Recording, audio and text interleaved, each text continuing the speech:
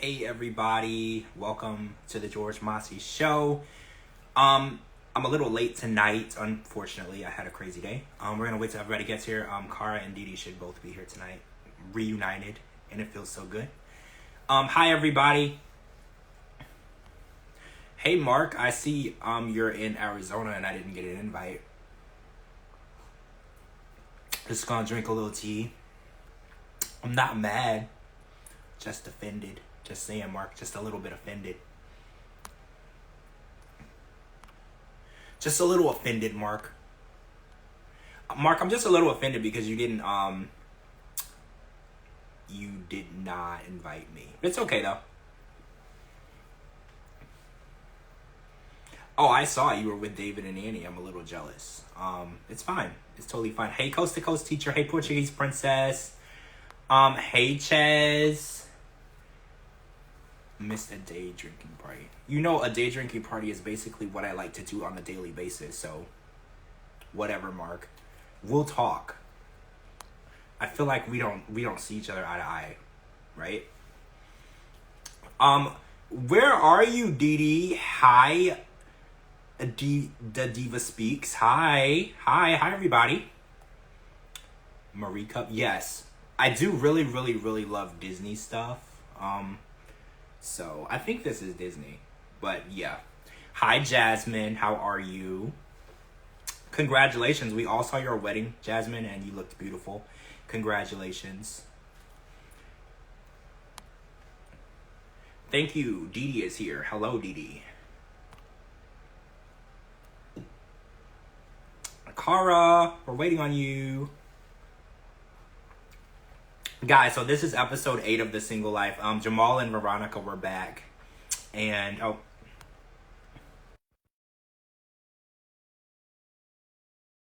back. Tim and Louisa were not back. So we're gonna talk about this Tim and Veronica stuff. Because I kind of feel like it's important. Hey, Hi. how are you? I'm doing good. How are you doing? I've had a crazy day. Oh shit, my head's cut off. I had a crazy day. I've been gone all day, and I just literally got home like less than an hour ago. So it's been wild, but I'm good. Things have been Yeah, wild. it's been crazy here too. I had a Monday today, so Me yeah. too. And it's a Kind of got holiday. away I from me. wasn't I'm looking all kind of crazy expecting a tonight, Monday but on a holiday, right? yeah. I'm looking all kind of crazy tonight, but it's all right. It'll be all right. Wait, Portuguese Princess said it's not even on Discovery Plus yet. It weird. It's on Max already. It shows up on Max like 2 minutes after the It is on the Discovery Plus because that's what I watch it on, Discovery Plus. I have to wait 5 minutes after like at 8 o'clock. I have to wait till 8:05 for it to come on. So have you talked to Kara today? Mm-mm. I haven't talked to Kara today. So guys, Kara might not be joining us. I think we're gonna get started. She's been working. I don't know if you guys know she works multiple jobs, so there's a lot going on. So she might not be joining us tonight. I thought that she would be, but you know, she's at mercy of the time that she has. So we're gonna jump in. Oh, Portuguese is on the West Coast. That makes sense. So it hasn't even aired yet for you, right? Wait, has it aired? I'm confused. I'm not good with the time difference and the timelines. I don't know how that works. I'm trying. My best friend lives on the West Coast, and I try really hard to understand how things are different time zone wise. I'm not good at it at all. So, Dee Dee, I want to talk about snails. Escargot. Ew. Is that something that you eat? No, No, no, I've never no. had escargot. When I was watching them eat it and cook it, it didn't make me want to have it. I know it's a delicacy, and I know a lot of people love it. I know it's considered, you know, like sushi, or what's that other one that people eat? The fish eggs. Um, Slipping my mind now, but I know it's a really big delicacy. It's not something that I would eat. As a kid, I liked to have pet snails, so when I thought about eating them, it kind of rubbed me the wrong way. I was just like, I can't really deal with the idea of eating a snail. They're so, I don't want to call them cute. But as a kid, I really was obsessed with snails. And I would love when it rained so I could go outside and catch them and put them in a jar. But yeah. Well, No, Portuguese not princess says, even. oh, caviar. Caviar. That's what it is. Caviar. Thank you. No, no. I can't do no The, caviar neither. the No Portuguese princess says can do. really, really good. I am not. Okay, so I eat the sushi that you buy at the mall, but I have them put chicken in it instead of the sushi. So I don't eat sushi either.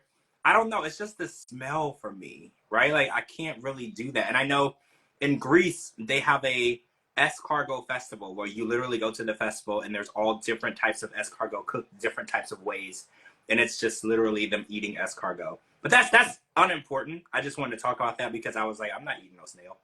Chantel and Giannis and his friends had a little dinner, and the issue was Chantel feels like Giannis isn't paying enough attention to her. So I wanted to ask you a question. If you're having a group dinner, right, and the person that you're dating is there, and then friends of that person are there as well, how do you feel about that person not giving you 100% of their attention? Is that okay? Or do you think that in a group setting, it is okay for them to delegate their time amongst the people there? Or do you feel like you should always be the main priority? No, I mean if we're going out on a group date, we're taking multiple people with us. Obviously, I mean, he will have to talk to some people. I'll have to talk to some people. So why am I going to be so needy and so whiny and so like I need all your attention? I mean, Do you think it's interesting because Pedro described Chantel as needy and whiny actually during their divorce or and before? Do you think it's interesting that we're kind of seeing those qualities? Because I know when we heard about the divorce and them splitting up, we were confused as to what happened and why he thought about his wife that way. Or do you think that she can be needy? Or how do you feel about being needy? Do you think that there's a time and place to be needy, or do you think that that's something in a I'm relationship? not a needy person. I've never been a needy person, but I am seeing another side of Chantel that we didn't see on 90 Day Fiance nor Family Chantel. She was more cordial, more like she had everything together. And now seeing her on the Single Life, it's like she is desperate, she's needy, she's whiny. It's like nothing's good enough for her. And I'm like, who the hell is this? This isn't I Chantel. know Chantel used to be very confident, but also very down to earth and easy to please. Like, remember when we were watching her and Pedro's seasons in the earlier days? They literally lived in this tiny one-bedroom apartment, and they had like a bedroom and a living room, and it was nothing. And they drove like this little Toyota. She was so low maintenance, and Pedro couldn't get a job right away. She was easy to please. And it's like now I look at it as now that she's divorced, she has raised her standards really high. But my worry is they're too high. I think that she's trying to create a man that might not exist. She's trying to hold Giannis to some standards that may be too early on. I mean, they literally just met. This wasn't a long distance thing where they were talking about, or they were talking and they were FaceTiming before she got to Greece. She literally met him in Greece. She's still in Greece. And I think that she's expecting a lot from him. She's expecting a lot of attention. And in my opinion, I think that, well, Coast to Coast Teacher says that she thinks it's the money that changed Chantel. Some people say that the money changed Chantel's appearance too, right? Because I think that, We all know she's had multiple surgeries. well, I know that she denies it, right? She denies it. She says that she's just got Botox, right? How do you think that she's changed her face in any way or any other part of her body? Oh, wait, let's go down the list. What do you think that she's had done? I know she's had a nose job. Her nose looks different. I think that I know she's had lip fillers. Yeah. She definitely gets Mm-hmm. Botox. And she looked her twins look a little bigger than what they used to be too. Yeah, I noticed that. When you go back and watch the beginning seasons, she was never a flat-chested woman, but the way that they are now, they're just so much bigger. And a lot of times you can attest that to being a mother or giving birth. she hasn't done that. So I was like, I don't know a lot of women who breasts, you know, just double in size, just but no other part of your body. You know, everything else is the same or even smaller, but your boobs get bigger. And I think Coast to Coast Teacher, you make a good point.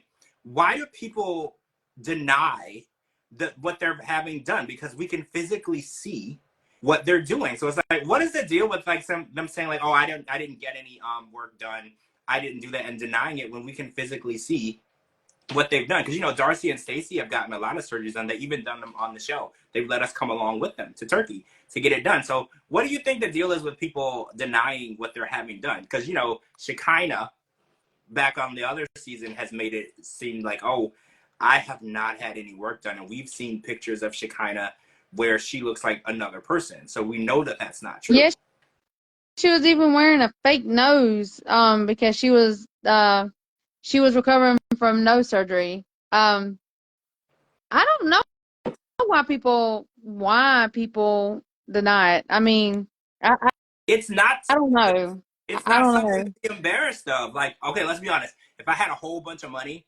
I would do something with my nose because I feel like my nose is too big for my face. I wouldn't be Your nose embarrassed. I would do it, and is I would fine. right? Like I would do it. I have no issue, and I wouldn't deny it. I would tell people that I did it. If so, I mean, I wouldn't have to tell you because when you would see me the next time, Dee Dee, you would look at my face and say, "What did you do to your face?" Right? Like that's what you would say. You'll be like, "Your face looks different. It's not the same from when I saw you last. What'd you do to your face?" And it's like when people are denying what they did to their face, it's like, guys, we know what you look like. And when you're on TV, it's even harder to deny because there's so many pictures and images and film of your face. So when we see the changes, it's so evident. We don't even know how to deny it. Like it's just completely evident. Like Chantel's face, it looks completely different. Her body looks different too. But she's like, oh, well, other than Botox and lip fillers, I haven't done much. And she kind of tried it too. She's like, guys, I didn't do that. And it's like, you ain't got to lie to us. We already know. We can see. We're not I blind. mean, we've seen the fake nose that she had on. When me and you were talking about it. I can't remember. They were on a live or something, and everybody was talking about her fake nose. I mean, you could tell it was a fake nose. It was fake. So, I don't understand. And it's like, I fully understand why people want to change things about themselves because, like I told you, I would do it. If I had the money, I would do it. I don't care. And I'll be totally proud of it. I always felt like my nose was too wide for my face. I have always felt that way. So if I had the cash, watch me. I'm going to get my nose done. And then I'm going to go and debut it on the next show, on the next live, and let all y'all see my money and what it did. I have no issue with that. But, well, somebody said that Chantel lost her personality. How do you she feel about that? did. Do you She feel did. so you feel like Pedro kind of tore her apart and she's lost who she is? Or what do you think has happened to her personality? Do you think that she's turned into somebody who doesn't think she deserves love, or do you think that she's kind of turned into somebody who thinks she deserves everything? A little bit of both. I think Pedro like really busted her bubble so bad and lowered her self-esteem. Now she thinks that every man that's got a what's the word I'm looking for? Now every man that she's gonna be dating or wants to date, she's gonna put them on a high pedestal in words like they're gonna have to give more than what Pedro did. They're gonna have to go in and swipe her off her feet on the first date, and nobody's gonna do that. I've noticed that because when she started this season, everything that she did, she started comparing to Pedro. Remember, there was a guy named Emilios.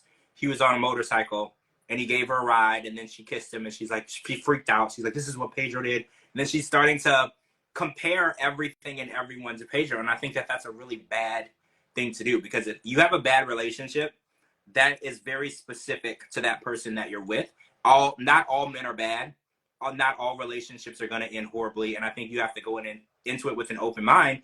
And I think that she's going into it remembering the mistakes that she made with Pedro and the mistakes Pedro made with her, and she might not be giving men a fair chance because she basically is saying that Giannis doesn't care about her and doesn't love her the way that he did at first, even though they don't know each other. But he's not paying enough attention to her now because his friends were there, and I think that it's so important that he's bringing his friends around, because what you really want to do when you're dating somebody is see the way that they interact with their friends and how they interact in social situations, because that's a good tell to how they're going to be in the relationship. And I think that her wanting all of his time, even when his friends are around, he's a football player. So there's always going to be other football players and people around, and probably fans. You know, there's a lot of football fans or football fans out there. So I don't know if she's going in this with the right expectation, right? I think that her expectation might be a little off. I think he let me say this nice because we're on a podcast. Um, I think he wiener whipped her, and now she's hooked because she did say that she had not had it in over a year. So Well, yeah, towards the end of her marriage, they stopped having sex. So, and we know yeah, that one thing about Chantel is she's not going around having sex with every guy. Like, we know for a fact that she is not like that. That's not who Chantel is. So this is exactly. probably the first D she got in a while. And you know what they say about that, when you haven't had it in a while and it's good, you want to hold on to that. And you might be right. Like, maybe she got it. She's hooked, and now she's like a, what do you call it? Like a lost puppy. She wants to follow him around and wants Yeah, all of his attention. exactly. But you know, they're both they're on different sides of the world. They're in different lives. They have different lifestyles. Neither one of them has ever made the inclination that either would move to the other person's country of origin. So I'm not exactly sure what expectation she has out of this, because she went on vacation. She found the guy she loves on the other side of the world. But what good does that do you in Georgia, right? Like, what are you going to do with him in Georgia? You're back to the same 90-day fiance K1 visa situation that you were in before. And it's like, she keeps saying, I don't want to be back in the same predicament I was in. But isn't she kind of doing the exact same thing? Because didn't she Yes, meet Pedro on vacation, yes. right? Like, isn't she kind of following her exact same path, but expecting a different outcome from this one? And then talking about she needs to find her a Greek god. Like, what?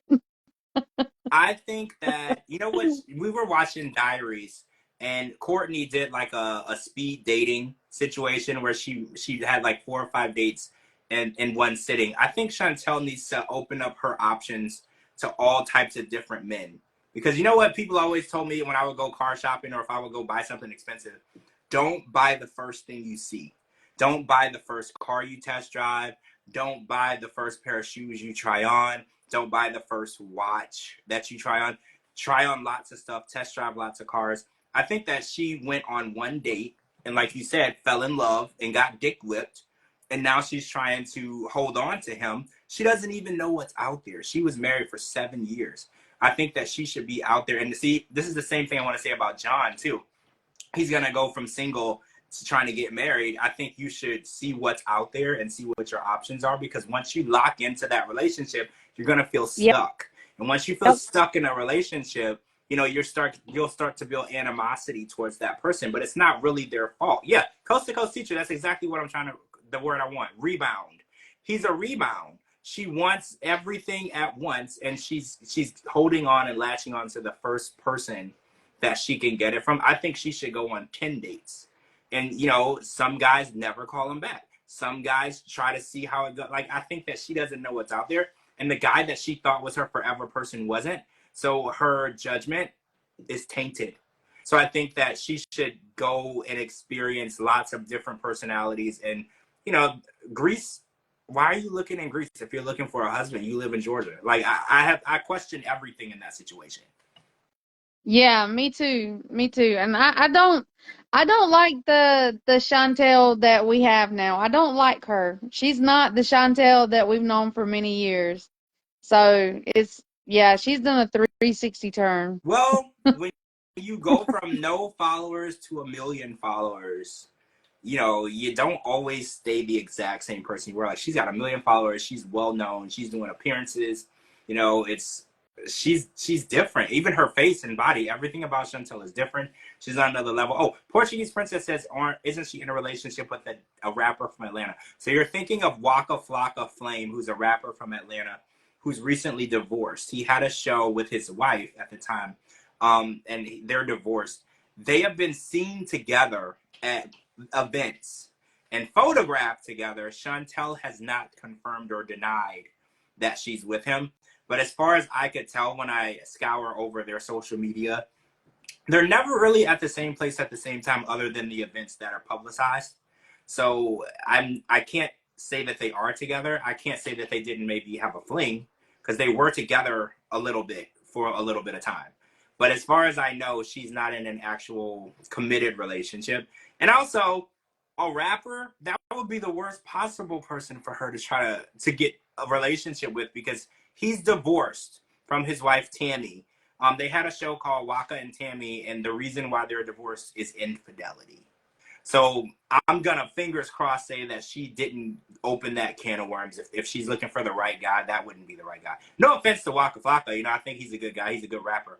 But I think Chantel needs to find somebody that's gonna treat her right and not cheat on her, because the actual reason her marriage fell apart was infidelity. So I would hate for her to go jump into a relationship whose marriage also ended in infidelity on his part, because a tiger doesn't change its stripes.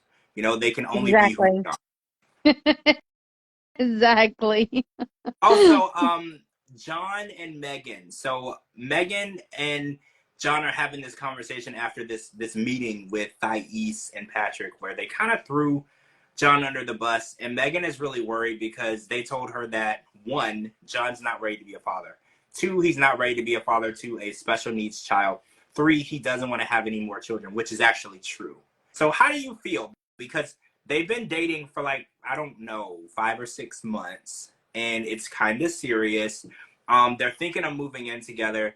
Is it okay to continue a relationship with somebody who doesn't want children, and doesn't want children right now, but you want children in the future? Would you move forward with that, or would you say that that's enough for you to end the relationship right there? If I wanted children and in the future, and if they were to tell me that they would never want children or they could not see themselves having children, I would end it right then and there. Really? Because John said people can change their mind. Oh, hold on. I gotta address something. Saf Bunny said, "Do you have proof that Pedro cheated?" So what we don't. We don't have any proof, but we know that Chantel has. This is an accusation that Chantel made. I know that he denies it fully. We don't have actual proof as in a woman coming forward and saying that she was with him. No, we do not. So I will go ahead and add an allegedly to our statements of Pedro and infidelity. We're going to say allegedly. We know what his ex-wife said. We know what the internet has said. But as of an actual physical human being coming forward and saying that she was the woman who came between Pedro and Chantel, no. We don't have that. We have speculations of who might be his boss being one of those people, but we don't have any. Karima, the Karima, other one. yeah, we don't have any hard proof. So we're going to add an allegedly to that, Sap Bunny, because we don't want to make it seem as though we can prove that that took place, because we can't prove that. If a judge asked us for evidence to present, we don't have it. So I'm gonna add an allegedly to that. But yeah, I want to talk about John and this situation, because she wants him to move to San Antonio. So I have another question for you, Dee Dee. If you were in a new relationship and you live in Georgia right now, and this person lived in San Antonio, would you be willing to uproot your entire life for a brand new relationship? Not for a brand new relationship. No, no. I That's how would I have to felt. be in the relationship anywhere from a year to a year and a half and I would have to have proof that it's a solid relationship. If And how not, long? I'm not How wasting long my do you think? time. How long do you think you'd have to be in a relationship before you would move states for that person? A solid relationship, anywhere from a year to a year and a half. Okay, so we're on the same page. We're on the same page. Like anything less than a year, I'm not uprooting my life, because relationships, man, I know people who've been in relationships like for less time than I've owned items in my refrigerator. So like I can't even think like how I would pack up my life and go and live with somebody and hope that it works out, because Megan is very, very adamant on he needs to pack up and move for this to work. And I just feel like they need to both take it slow. Like I feel like she's in a rush, and I get when people are getting older and they feel like they found the person that they're getting along with, they love. Rushing things can be the worst possible thing, because I feel like when people are in a relationship, you might be with the right person, but rushing that will make things not work. And I think that Exactly. compatible people moving too fast end up being incompatible. And I think that 5 or 6 months is not enough time for someone to commit to being a father to your child, to commit to moving to states away to be with you. And my first thought was, if John does move to Texas, he should get his own place first. Because how well does Megan's daughter know him that he would be living in the house with her? You know, like, hey, Louisa. Like, I don't know. I feel like people move in too fast, too, together. I First of think that, all, why would she want him to even live with her that fast, especially with her having a daughter? I know, right? I feel like It he should, first of all, doesn't make sense. one thing clear. John has lived in Patrick's house, and Thais's house. He's lived with his brother. He doesn't ever live on his own. And I think in order for him to be a mature husband, boyfriend, father, he needs to first get his own place and take care of himself and be responsible for himself first before he takes on a whole family. And I think if he did move to Texas to be with Megan, he should get his own place first.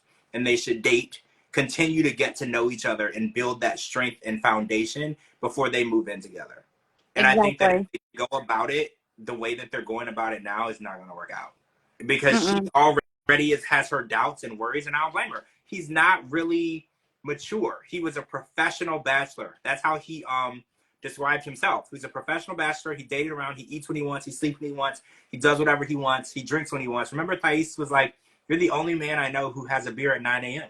Like that's Well, John, you and I'm not mad at well John. you I'm know, not mad at John. Kids. but you know, this is John's karma because when Thais first got here, he made her life a living hell, and he Mm. did things out of spite just to make her feel uncomfortable, just to make her mad, Yeah. just to, cause problems between her and Patrick. So I think it's funny actually that they did that to John. I Oh think yeah, it's funny. that was 100% karma, and I think Thais knew what she was gonna do before they got there. When she found out that she got to meet Megan face to face, she already knew what she was gonna do. Because she was like, I remember when he came into my house and made everything more difficult than it had to be. And I know that she, even though they get along now and he's an uncle, to Alessi and everything is fine now, she ain't forget. Women do not forget when you are nasty to them. They might move forward and not be petty with you, but Thais has not forgotten the crap that he did. And I think this was her way to say, hey, don't think that I forgave you. Like, don't think that you're gonna get away scot free for all the shit that you did, because she's not having that. Yeah, he was really mean to her. So I think it's funny. Good It's job, Thais. I love Thais. I think Thais. Oh wait, so Natalie and Josh, but I want to save that to the end. But we're gonna talk about this thing that happened with Jamal and Veronica. So the aftermath of the double date, Jamal and Veronica, Louisa and Tim. There was a situation where Louisa felt a little uncomfortable because Tim was having Veronica order for him, and he wasn't being very what's the word, affectionate. He didn't want to kiss her. He didn't want to touch her. There were issues. And there was a time where Veronica was trying to make her feel more comfortable, and she was speaking in Spanish. And Jamal was like, I feel a little awkward because, not because you're speaking in Spanish and I don't understand you. That's irrelevant. But more so that you think it's your job. Hey, Melanie, you think it's your job to make Tim's current love interests feel more comfortable. And I think that it's an eye opener for the bigger issue, Mhm.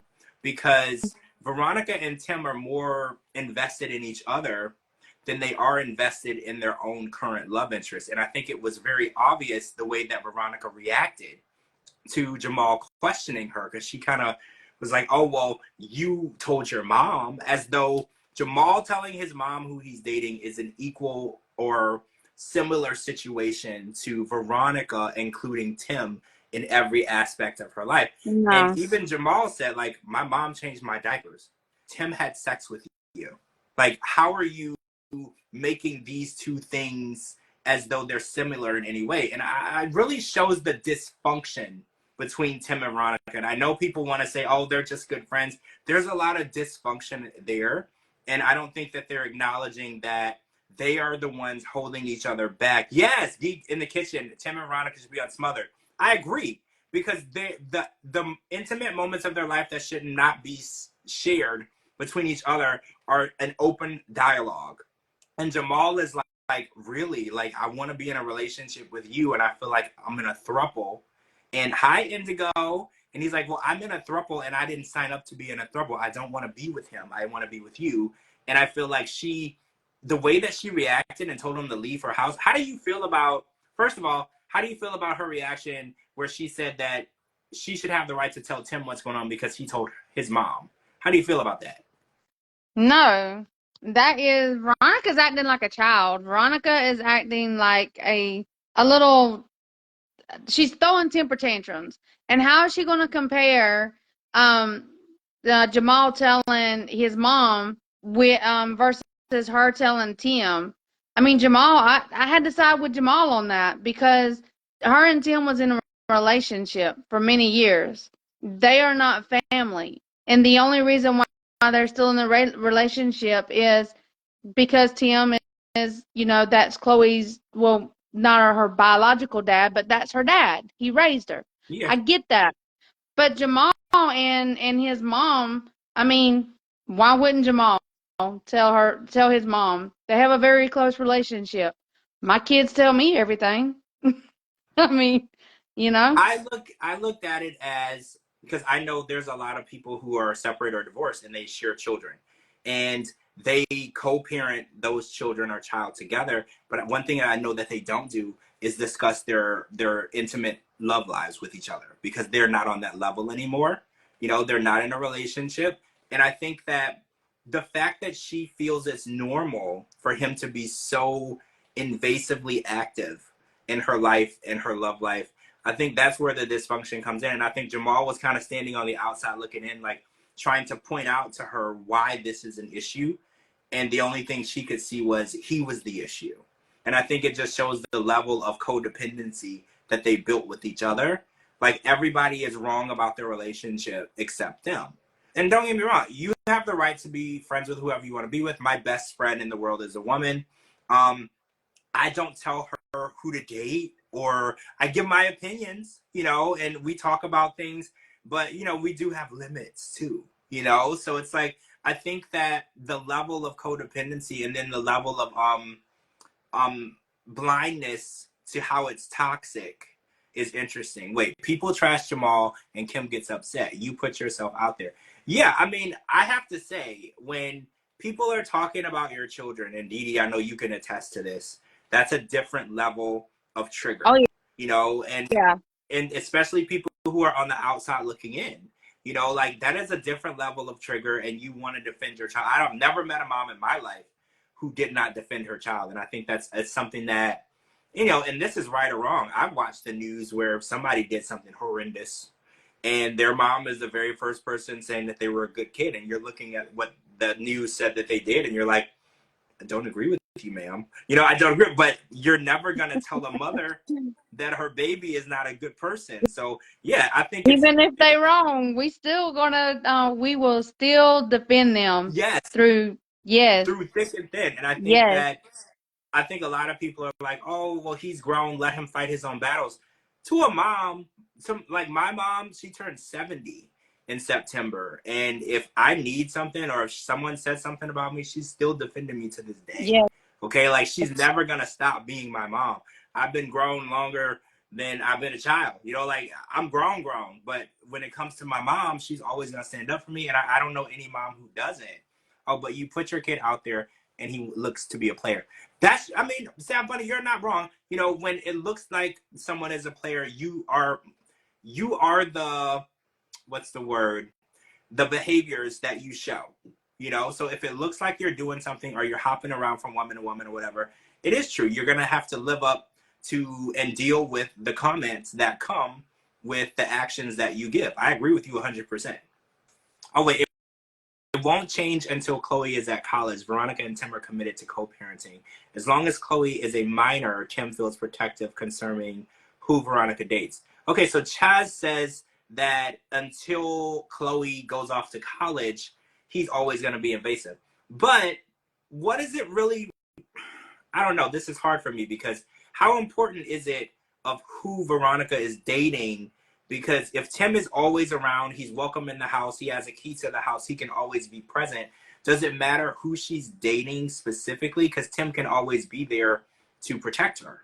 So I don't know. I think low key, Tim acts the way he does is because he wants to be with Veronica. But Veronica don't want to be with him. I That's why he's so controlling. That's why he gets upset whenever she's in a relationship. See, that was my theory too, because he's never liked. Okay, so let's go back. He never likes anyone that she's dating, because remember she Nope. was dating a guy named Josh last Uh-huh. season, and Tim had a huge issue with Josh. No reason, just didn't like him because he was dating her, and he wasn't. And I think that Tim is holding on to the idea that there may be hope that he and Veronica gets back together. And Veronica has made it so clear, I don't know how more transparent she can make it, that ship sailed, left the dock, it's gone. But I think Tim is holding on to the idea that she's the one that got away and she'll eventually see that I'm the person that she should be with. And I think that that disconnect between the two is why Veronica hasn't been able to have a healthy relationship since they broke up. Right? I feel like that's the issue. Neither one of them's been able to have a healthy relationship because I mean, Veronica too. Veronica gets all up in Tim's relationship and tries to tell him, things about his relationship, but she's not as bad as Tim is. Tim does not want nobody around Veronica at all. Well, Veronica was actually being very kind to Louisa. So I think that that's the big difference. Tim was so defensive when it came to Jamal. He almost wanted to start a fight with him. He didn't want to be around him. He didn't want to try to coexist with him. And it's funny because, like you said, Veronica got to know Louisa. They're talking to each other in their own native tongue, making her feel comfortable. She was trying to do the absolute opposite of what Tim tried to do with Jamal. She wanted her to be comfortable. She wanted to help her understand why, she didn't feel like Tim was moving fast enough. And I think Tim would have never met Jamal on that level of supporting him. Tim was always there to say, you're not the right person for her. He was always there to make sure that the relationship didn't go any further. And I think that's the main disconnect between the two. Veronica genuinely wants Tim to be happy with or without her. I don't believe that it's reciprocated on Tim's end. I think that Tim wants Veronica to be happy with him. Other people are not a part of that. And I think Nobody's that that's the issue. ever going to be good enough for her because low key, he wants to be with her. But I do remember that Tim said something about because of the age gap. I mean, age is a number. Age So is a number. they're 10 If years, they're they're 10 years happy, apart. let them be They're happy. only 10 years apart. Like, remember, let's talk about David and Annie real quick. David and Annie are like 30 years apart, if I'm not mistaken, or close to it, 25, 26 years apart. Ginny and Submit, so many years apart. I think that if everybody, I said this before, if everyone is of age and happy and of their own free will in this relationship, I don't care about age gaps. And I've seen people with big age gaps who have a healthier relationship than people who are the same age. And I think Exactly. David and Annie and Jenny and Submit are like poster relationships for age being nothing but a number. As long as everybody is of age and they are happy, I think that people, because it's interesting because a lot of people will say, well, what do they have in common? But I watch David and Annie all the time. I watch their content, I watch their show, and I feel like they have so much in common.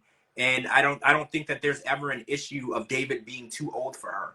Like, I don't ever see that. And a lot of people are like, oh, well, I just don't get it. And I'm like, you don't have to get it because it doesn't work for everyone. For some people, they could never date anyone older than them. For some people, they could never date anyone younger than them. And you have to accept what works for you in your life. Exactly. And when she Exactly. said it was only a 10-year age gap, I was like, that's nothing compared to like some of the relationships and couples we've seen on 90 Day. That's nothing. No. Right. David and Annie have a massive age gap, and I think that they have a better relationship than like 80% of the couples that we've seen on the show. So it clearly has nothing to do with age. No. He low-key wants to be in a relationship with her again. I've been Wait, so you think that saying that for Jamal? years. Oh, you mean Tim? Tim. Yeah. Oh yeah. Tim wants to be with Veronica, and I guarantee you, when their relationship ended, Veronica ended it. I know that Tim didn't end it because I feel like Tim would have never ended that relationship. I think Veronica wanted something else or someone else. She ended it. Tim was never ready to end that relationship, and that's his actions explain to us he was never ready to let her go. That's why he's never let her go. Using Chloe as a way to stay in her life is a strategy. Don't get me wrong. I think that he definitely loves Chloe as a daughter, but it's a strategy. He's using that to stay in her personal life, and I think it's just unhealthy for her. She's never going to be able to. You're right. They're destroying each other's relationships, and with as long Yes. as both of them are doing what they're doing, neither one of them are going to be able And to be in a healthy, happy. if you really think about it, if you guys really think about it, um, that's why he cannot be intimate or affectionate with another woman. But if you watch him and Veronica's like chemistry with each other, he's like all over Veronica. But these beautiful women that he's dated, nothing. He's like I'm he's gonna say that cold. Tim should be some woman's dream man, because the way that he rejects beautiful women, that's a dream. Because I know women's biggest complaint when it comes to men is their weakness for beautiful women and cheating and infidelity. And we can't force Tim to be intimate with these beautiful women. So like, he's gonna make some woman very happy. It's probably just not gonna be Veronica. He wants it to be Veronica, but he's loyal to a T. He's loyal to her. He's not kissing anyone. He's not doing anything. And it's like he has all these women interested who would be willing and happy to be in an intimate relationship with him, and he's just not interested. And people are like, oh, well, maybe he's not into women. I don't think it's that. I think he's into one woman, and he wants that one woman, and he's given up on everybody else, and he's Yeah. working towards that. And I think that's the problem. They're not on the same page. Veronica already said a billion times that ship left the dock. It's never going to happen. She's never backtracking. There's no backsliding. She's never going back to him. He's the problem. Exactly. He But in thinks his that mind, if he keeps messing up all her relationships, she's just going to give up and give in, and they're going to get back together. Well, yeah. That's probably how he's thinking. There's a pact that a lot of people make where they're like, if we're both still single by a certain amount of time, they'll date each other. A lot of people do that. They're like, oh, well, we'll try. And then if we're still single by a certain time, we'll get back together. And I think Tim is probably like, well, after a while, and she keeps having failed relationships, she'll eventually say, well, I know him. He's been there for me. He was there for my daughter. He lives close by. I wouldn't have to date someone across states. She might give in. She said she wouldn't, but you never know what people will do out of desperation. You never know. Never say never. When you've been, and I don't think it's because he's Portuguese. I don't think he is because he's nice looking or not. It's because everybody knows that man's filthy rich. He's got a lot of money. Tim is very, very rich. I don't know if you guys know. Very. And it's not just from him being on the show. He's rich from investments. So kind of like Gino. It's not just the money from the show. That money's good too, but they come from good money already. Tim has made a lot of very good investments. So I think a lot of women are attracted to a successful man who can supply a certain lifestyle. And Tim spends a lot of money on clothes and shoes and cars and trips. And that attracts some pretty beautiful women. A lot of women are very interested in that type of lifestyle. Oh yeah. Oh yeah. All right, so let's talk about Natalie and Josh, because Natalie and Josh finally had their talk, continuation from last week. And Josh feels that no matter what he does, from his support of her, paying for her rent, buying her a car, giving her connections, getting her job interviews, and doing everything that she asked, she's never satisfied. And he just feels like, maybe I'm not the person that can give you everything you need. So guys, Natalie has been married 3 times. Josh would have been number 4. So I'm gonna go ahead and say the common denominator issue here is Natalie, right? Like she is setting a high expectation for all these men because she's like, oh well, I give these men everything. I give them all these years. I give them all of my love, and they don't treat me right. And I'm thinking, Josh did everything that you asked. She demanded that he move her to LA. He did. She demanded he got her a place to stay. He did. She didn't even demand to get a car. He just got sick of her asking for Uber rides. He got her a car. He even is taking care of her mother. And then she said, on top of all of that, that he did, which he didn't have to do because when you're dating, you don't have to do any of that. You just have to show up to your dates, right? Like he's doing a lot. Then she went on to say, well, I've never been to your house. You don't take me seriously. You're not making me a part of your family. I want to get married. I want to have kids. And I feel like the issue with Natalie is she sets a timeline of expectation that isn't a negotiated timeline. It's just her dictating the dates. And then when the man fails to meet the timeline, she holds him accountable for like a contract of timelines that he never signed off on, right? Like, what does she expect him to do? Josh did so much for her in that short amount of time that they were together. He put her up in a house. Let's be realistic here. She lives on the beach in Los Angeles, California, which is very, very, very expensive. She has no job. She is not interested in getting a job. She is driving around in this man's car. She is using his contacts to try to get on TV. She hijacked a dinner that he set up for her to make an audition for herself. Like, I can't imagine what she thinks he's not doing for her. Yes, she was, at this time, she was still married to Mike. She is not still married to Mike now. As of last year, towards the end of the year, no. But when this was filmed, she was still married to Mike. That's correct. I think, and guys don't come after me, but I think Josh did a whole lot more for her than Mike did.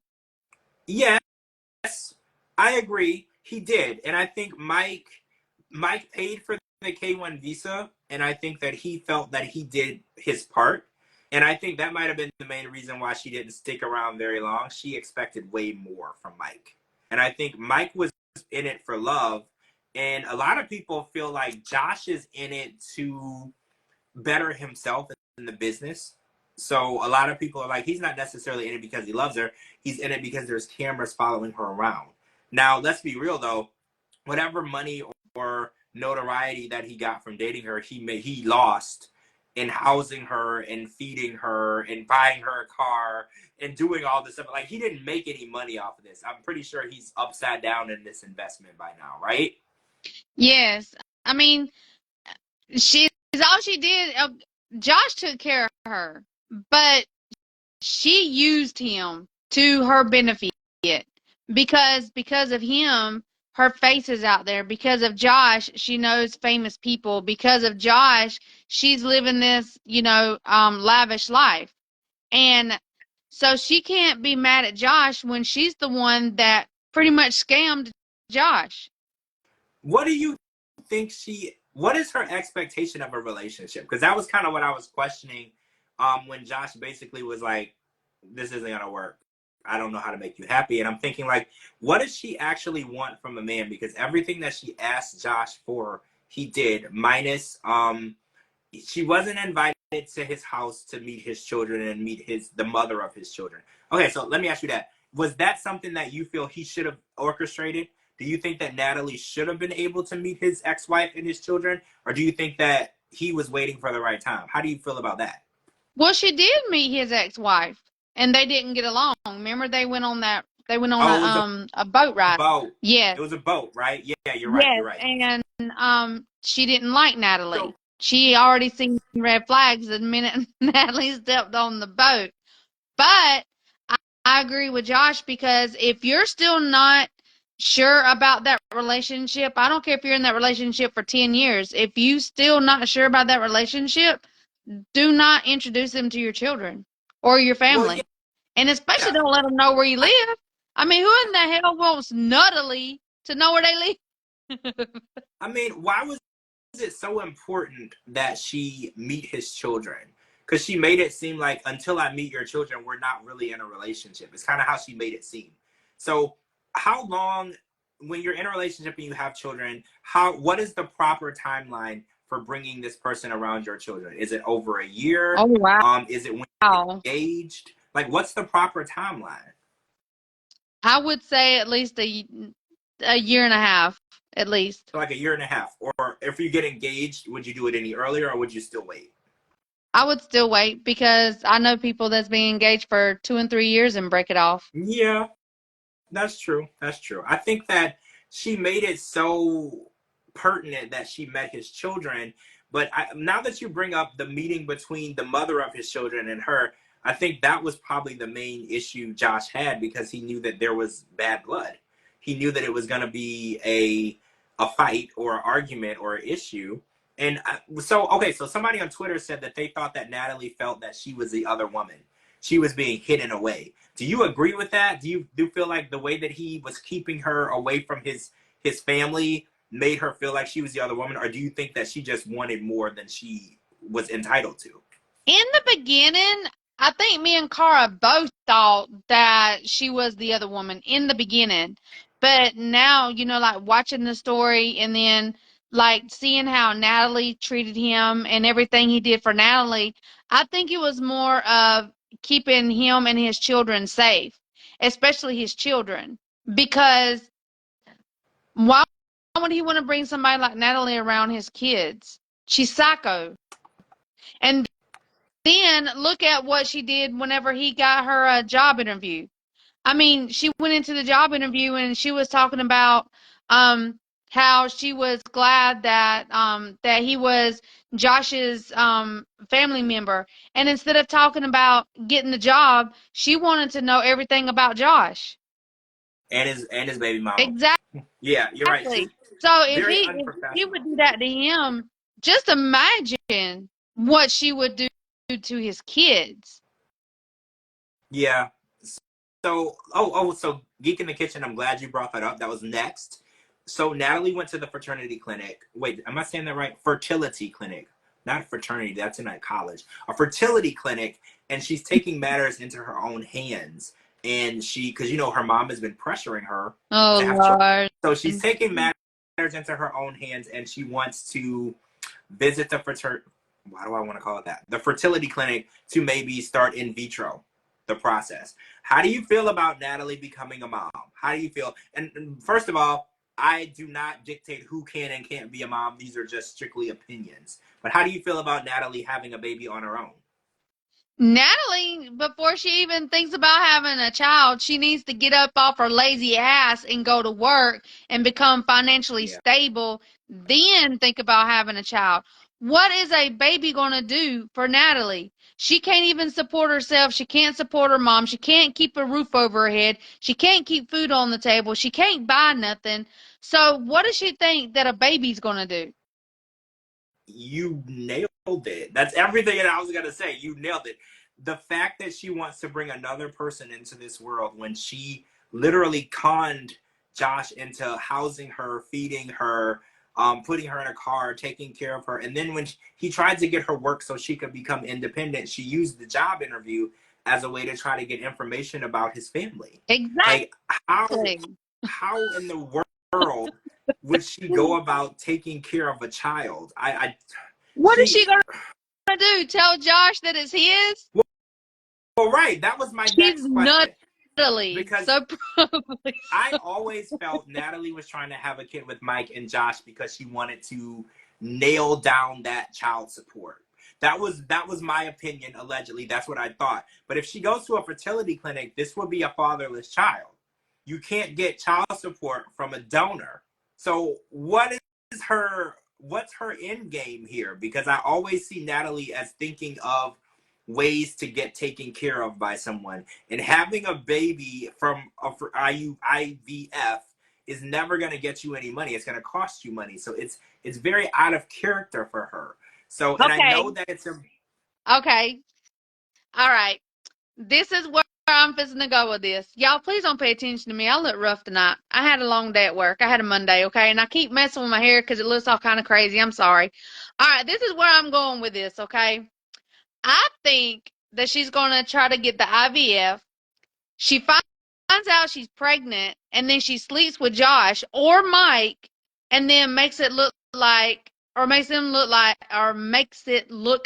she got pregnant by them. Because See, yeah, she's not going to think that they're going to ask for a DNA. that makes sense. I mean, she's doing it on TV though, so they'll know eventually. But that doesn't, because in my mind, Natalie is always looking for a way to be taken care of by someone. Ever since we met her on the show, she was always looking for someone to take care of her. She's never been responsible for herself. She's always been someone else's responsibility. So when I saw her thinking about bringing another human being in the world, I was like, well, that other human being can't take care of you. So what do you want with it? You know, so I know it sounds bad, but this is just who she is as a person, right? Exactly. And I mean, to answer your question, yes, it's going to be on TV, but she can always say that she didn't get pregnant, or if it comes up that she did get pregnant, she can always say she lost it. That's true too. That's true. I really hate when people scam people, right? Like I don't like that. I hate dishonesty. Oh, but real quick, we were talking about this yesterday. So the Brandon and Mary saga has continued, and Brandon posted that they aren't sure if Mary has colon cancer or not. They said that it could be a UTI, it could be lots of different things. They're not 100% sure, and the GoFundMe was taken down. The fundraiser was taken down and the money was returned to the people because they had made almost $5,000. So what do you think is going on? Because they also posted a picture of Mary in the hospital from when she gave birth to midnight. So they were trying to post this picture and say that this was her in the hospital for her surgery now, and it was an old picture from when she gave birth to midnight. And they were so do you think asking for $250,000? Oh, Brandon posted late yesterday, that they didn't ask for that amount specifically. They said that was too much. They were just looking for help. So there were two posts. So what do you think is going on here? Do you think that anybody is sick? Do you think that anything is going on at all? Or do you think that they're No, they lazy as hell, don't want to get off their lazy asses and go to work. It's the same thing. All these people on social media that scamming people, they lazy ass people don't want to work. They want to, what Miss Karen says, they want to harvest the American dollar. Yep. But not because they worked for it. This all a scam. It is all a scam. I told you last night. You did. I told you. You did. And Coast to Coast Teacher, that was my main issue. If you're a cancer survivor, this stings worse. And one of my best friends I lost in 2016 to cancer. She passed away. And so it really triggers me when people use such a horrible illness, something that takes so many amazing, beautiful, talented people away from us, and they try to make it into something that's not serious, and they just use it as an excuse to ask. It just really triggers me, and I was really bothered by it. And it's all over Twitter, it's all over Reddit. Everybody says now that they know what's going on, hey Riley, well, you can't donate now because they took it down and they refunded the money, which I respect 100%. GoFundMe for stepping in and making sure that the platform is used for what it was intended to be used for. It was intended to help people who are in need. And if you're not in need and you're using their service for a scam, I feel like you should be charged. You should be held accountable for that. Fraud is fraud. Period. End of discussion. Right? Like I am. Yeah, because they put on there. They put on there that she got diagnosed with colon cancer, right, and they were begging for money. And there was I'll try to find it again. But they were asking for $250,000 to help with her surgery, and for her surgery and for some other stuff that they needed. But we all know that over there in the Philippines, they have health insurance. Right, universal health insurance. You're right. So this procedure would be covered if she had it. And another thing always raised was when you're diagnosed with certain types of cancers, including colon cancer, they do chemo first before they do any surgery to see if they can decrease the size or stop it from growing before they will go into surgery. So for her to find out she had it and then within 24 hours be scheduled for surgery, a lot of people who've been through this situation or have family or friends who've been through this situation knew that that timeline wasn't accurate. They knew that the doctor would try chemotherapy first because that is the best way to treat that type of cancer, you know, given that it's not an advanced stage. So a lot of people just were very triggered, and I was too. I was really triggered. I was like, if you need money, people are more, yeah, Dana, they were kicked off because of a violation of their NDA. They are no longer under contract. But if you need money, just ask. I am way more Just be prone to honest. help Yeah. somebody. Right. If someone says, hey, I'm having a hard time, you know, I have a job, but I'm just having a hard time. Can you help me? I'm way more prone to helping someone who is 100% honest with me than someone who's going to lie to my face. Like, that's Exactly. just how it is. I will help you if you ask, but like, to actually be scamming people and making things up and then using such a horrible illness. I've lost people to it, and there's people who survived it and went through some of the toughest times of their life going through that, and then you're just belittling it and making it seem like it's nothing because it's just something you want to use to Because get you what want you free want. money. You want free Exactly. money. I've had family members that has passed away with cancer. I have two family members now that both have cancer, and one is they just put this one of them in hospice, Oh my and the other one they can't do chemo because it's too close to their heart where the cancer is. God. So to hear somebody come on here and or on social media and say that they have colon cancer or any kind of cancer, just no, you don't do that. And people who go through this, exactly like you said, George, we know what steps a doctor is going to take. Right. They don't just jump into surgery, because when you have cancer, you have surgery. That wind hits it, what is it going to do? It's going to spread like a wildfire. Yeah. It's like putting firewood in a fire. It gets bigger. That's why they don't like to do surgery when you have cancer. Well, right. The chemo stops it from growing. And then once they can Supposed localize, to. right. Supposed to. Not, it doesn't all the time. And then if they can localize it, then you can remove it. But yeah. Oh, so Riley, I want to say something real quick. I know that you were talking about a Kickstarter because you wanted to start a business. I don't think that you would be in the same category asking because you're being transparent with what you're using the money for.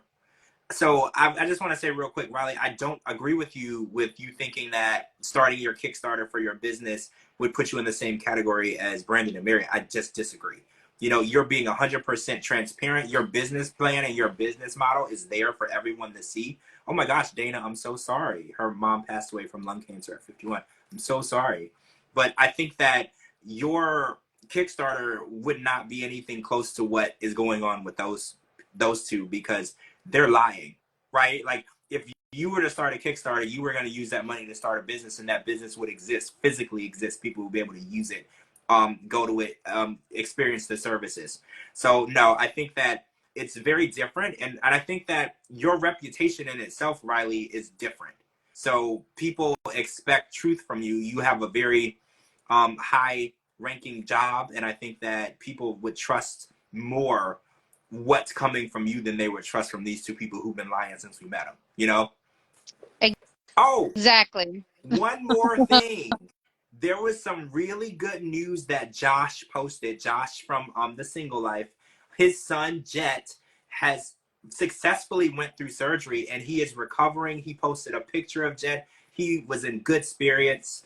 I am very, very happy that things are going in the right direction for him because, you know, he was in this horrible accident. He's only 17 years old. He lost one of his legs. Oh, And his 16-year-old friend who was driving passed away. So this is very, very serious. But Josh said that not only did his surgery go extremely well, he's recovering. He posted a picture of him. He looked great. He was alert. You know, I am so happy. Yeah, the picture was Jet sitting outside in the sun with sunglasses on. I couldn't have been more ecstatic to see that. Because, guys, you know, we like to talk our crap, but these are real people. And at the end of the day, we want everybody to be at home in their bed with their families and happy at the end of the day. We're going to call you out on your Exactly. crap, but we want you to be okay. So I was so happy to see that, because I know Josh and his ex-wife Candace were extremely stressed out. I can't imagine the stress that they were going through. So this is only the beginning of Jet's journey to recovery, but it is looking amazing. Thank you to everyone who sent prayers, you know, and sent nice messages to Josh and Candace for them, for their son's recovery. And like I said, I talk my crap, but everybody here is a human being. I treat everybody like a human being. And at the end of the day, even Natalie, I want to make sure at the end of the day, Natalie's okay. I don't agree with what she does. I don't agree with who she is. But at the end of the day, she's still a human being, and I want her to be okay at the end of the day. I don't wish any ill or harm on anyone whatsoever. I will call you out, though. I will call you out, but I want everybody That's what we do for, George. That's what we're supposed to do. Right? I'm going to call you out. I'm going to call you out. But But we don't wish nothing bad on nobody, though. Yeah, we do. We talk. We run our mouth a lot, but at the end of the day, we want everybody home safe, strong, and healthy, and out of harm's way. Yes. Okay, so next week is the finale of 90 Day Fiancé, the OG season. So we're going to get Black Ashley's wedding, and we're going to get, wait, is it just Black Ashley's wedding? There's something else happening next week, too. Slipping my mind. But that's the finale of the 90 Day Fiancé, and then the tell-all is the week after, 2 weeks of it. And then after the 2 weeks of the tell-all, we're hitting Happily Ever After, which is the new season of that. So we're gonna, I haven't watched Diaries yet. I got a bunch of tweets and messages about it. I know Laura was back, and there's a bunch of new people on there. So I'm gonna check out Diaries. We're gonna go live tomorrow for like 30 minutes. We're gonna talk about Diaries and see what's going on with that. I want to catch up with that. And any other weird 90 Day, Anais' wedding, or no, Anna Lee and Clayton's wedding. That's what we didn't get, because she made it seem like she wasn't going to show up. She was like an hour or so late. But wait, Dee, isn't it normal that a bride shows up late to the wedding? I was always under the impression that she's supposed to show up late just to show the man that who's wearing the pants in the relationship. Is that not true? Women always show up late for everything. Yeah, so I assume even on the wedding day, late. If you're not late, something's wrong with you. Well, that's what I said. I was like, oh, Sam's brother married still. Yes. Sam's brother is married, and he did marry Citra's sister. That is true. It was not filmed. So if you guys were waiting for that to be aired on the show, it wasn't filmed. This happened after filming, but that is 100% accurate. Sam's brother, the one, I want to say the one that was the officiant for their wedding. The one that married them, yeah. He did marry Citra's sister.